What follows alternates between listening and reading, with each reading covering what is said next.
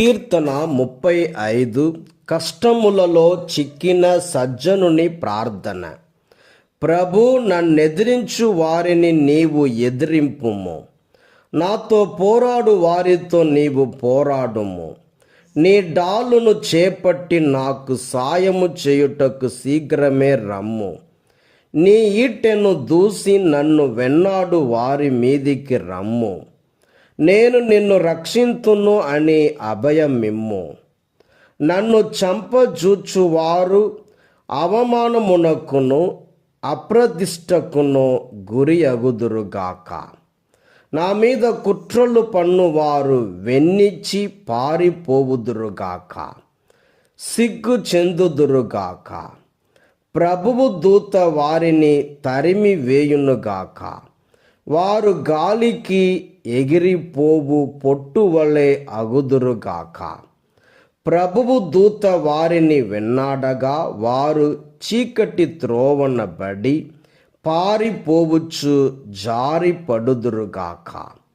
నేనెట్టి అపకారము చేయకున్నను వారు నాకు వల పన్నిరి. నన్ను కూలద్రోయుటకు గోతిని త్రవ్విరి. కనుక తలవని తలంపుగా వారికి వినాశము తాపురించునుగాక. ఆ దుష్టులు తాము పన్నిన వలలో తామే చిక్కుకొందురుగాక. తాము త్రవ్విన గోతిలో తామే కూలుదురుగాక. అటుల జరిగినప్పుడు నేను ప్రభువును చూచి ఆనందింతును.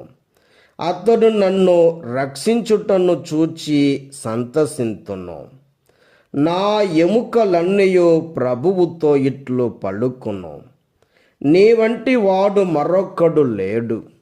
నీవు బలవంతుల బారి నుండి దుర్బలుని రక్షింతువు, పీడకుల నుండి బాధితుని దీనుడైన నరుని కాపాడుదువు. దుష్టులు నా మీద కూట సాక్ష్యము చెప్పుచున్నారు.